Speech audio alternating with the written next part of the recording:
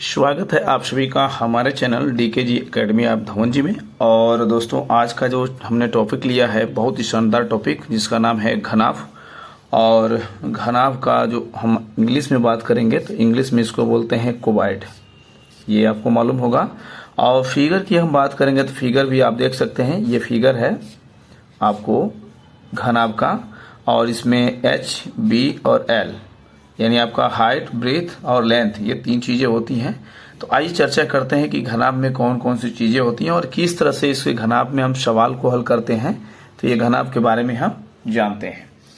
तो ये घनाभ क्या होता है, आइए घनाभ में हम बात करेंगे। तो घनाभ में 6 जो फलक होते हैं, फलक की संख्या 6 होती है, जैसा कि हमने इसके पहले भी बताया था। 1 2 3 4 5 6, ये 6 फलक होता है जो चारों राउंड में दिख रहा है। शीर्ष की बात करेंगे तो 8 शीर्ष होते हैं। शीर्ष पॉइंट जहाँ पे पॉइंट आके मिल रहे हैं, ये 8 शीर्ष होते हैं। और 12 भुजाएं होती हैं, जो भुजा की संख्या 1 2 3 4 5 6 7 8 9 10 11 और ये 12, ये 12 भुजाएं होती हैं। इसको आप काउंट कर सकते हैं। आगे हम बात करेंगे कि इसमें फार्मूला क्या लगता है। तो सूत्र की हम बात करेंगे तो सूत्र इसका है, देख लेंगे।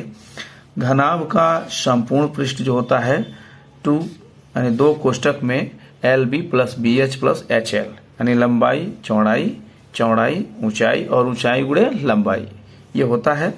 आयतन की हम बात करेंगे कि घनाभ का आयतन क्या होता है, LBH लंबाई गुणे चौड़ाई गुणे ऊंचाई होता है। और विकर्ण की बात करेंगे तो विकर्ण अंडर रूट यानी कड़ी में लंबाई का वर्ग, चौड़ाई का वर्ग और धन ऊंचाई का वर्ग, यानी L square plus B square plus H square, ये रूट में होता है, अंडर रूट में। आगे हम बात करेंगे, ये हुआ 3 फार्मूला। ये तीनों फार्मूले पे सवाल आते हैं। फार्मूला याद रखना बहुत जरूरी है, तो इसको याद भी रखेंगे। आइए हम एक एग्जाम्पल तौर पे एक सवाल को हल करते हैं इस वीडियो में और आप लोगों के सामने। जैसा कि इसमें दिया गया एग्जाम्पल में किसी घनाभ की LBH क्रमशः लंबाई, चौड़ाई और ऊंचाई क्रमशः 10 सेंटीमीटर, 8 सेंटीमीटर और 6 सेंटीमीटर है। तो पूछ रहा है कि घनाभ का संपूर्ण पृष्ठ का क्षेत्रफल क्या होगा, ये है सवाल। तो आइए हम हल करते हैं। इसको किस प्रकार से हल किया जाएगा, इसको ध्यान से देखेंगे। तो हल करेंगे हम, और यहाँ पे ध्यान देने की जरूरत है कि पहले हम अपने फार्मूले को लिखेंगे। घनाभ का संपूर्ण पृष्ठ का क्षेत्रफल पूछ रहा है, और हमने पहले ही सूत्र आपको दिखा दिया कि इसका जो होता है 2 गुणे कोष्टक में लंबाई गुणे चौड़ाई धन चौड़ाई गुणे ऊंचाई धन ऊंचाई गुणे लंबाई, यानी लेंथ ब्रीथ प्लस यहाँ पे हाइट प्लस यहाँ पे हो जाएगा हाइट प्लस लेंथ। ये आपका 2 कोष्टक में सारा चीज रहेगा। ये हुआ आपका फार्मूला। इस फार्मूला पे सवाल लग रहा है। तो आइए मान को भरते हैं। यहाँ पे 2 तो रहेगा ही। आपको दिया गया था 10 सेंटीमीटर, क्या था L, तो L 10 हो गया।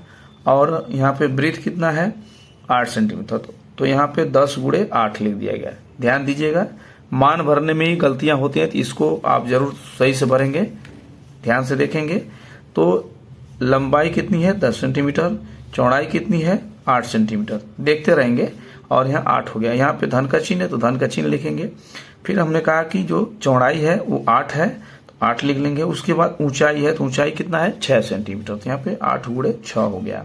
अब तीसरा है हाइट यानी ऊंचाई, ऊंचाई आपको 6 सेंटीमीटर, 6 हो गया। और लंबाई क्या है 10 है, तो ये आ गया 6 गुणे 10। अब यहाँ पे लिखेंगे अपनी जगह पे ये 2 रहेगा, दूसरे बार ब्रैकेट में लिखेंगे 10 8 है 80, 8 6 के 48 और 10 6 के 60, यहाँ पे आ गया। अब इस चीज को फिर हम क्या करेंगे, हल करेंगे। तो ये 2 अपनी जगह पे रहेगा, इनको सभी को जोड़ेंगे तो 8 6 14 और 4 18, यानी 8 ये 188 आया। और 188 का अगर 2 में गुणा करेंगे तो आ जाएगा 376 वर्ग सेंटीमीटर। ये जो हुआ आपका आंसर होता है, ये आंसर होगा। आपको नहीं दिखा, थोड़ा सा देख लेंगे। ये आपका हुआ 376। यहाँ पे 188 में 2 का गुणा करेंगे, 2 8 16 के 6 हासिल 1, 2 8 16 1 17 और 2 1 2 1 3, यानी 376 जो है वर्ग सेंटीमीटर, ये आंसर हुआ। और यही इस सवाल का हल है, और बहुत ही सिंपल तरीके से। इसी तरह से हम आयतन भी निकाल सकते हैं, लंबाई गुणे चौड़ाई के हिसाब से। आयतन का मान भी आप निकाल सकते हैं। ये तो था आपका क्षेत्रफल। उसके बाद आप आयतन में भी इस सूत्र को रख करके, इस मान को भर करके लंबाई गुणे चौड़ाई और गुणे ऊंचाई ये आप लगा सकते हैं आयतन में। विकर्ण में क्या करेंगे, आप कड़ी में रख करके इस सवाल को भी मान भर के आराम से लगा सकते हैं। तो बहुत ही वेरी सिंपल ये चीजें हैं, बहुत सिंपल हैं। अगर इस तरह से आप इस सवाल को हल करते हैं तो आशा करते हैं कि बहुत ही बेहतरीन तरीके से, बहुत ही जल्दी आप इस सवाल को समझ पाएंगे और समझ भी गए होंगे और इसको आसानी से लगा भी पाएंगे। तो थैंक यू। आपको ये वीडियो पसंद आया है तो लाइक करें, शेयर करें, सब्सक्राइब करें और मिलते हैं अपने नेक्स्ट वीडियो में। तब तक आप अपना ध्यान रखें। Thank you.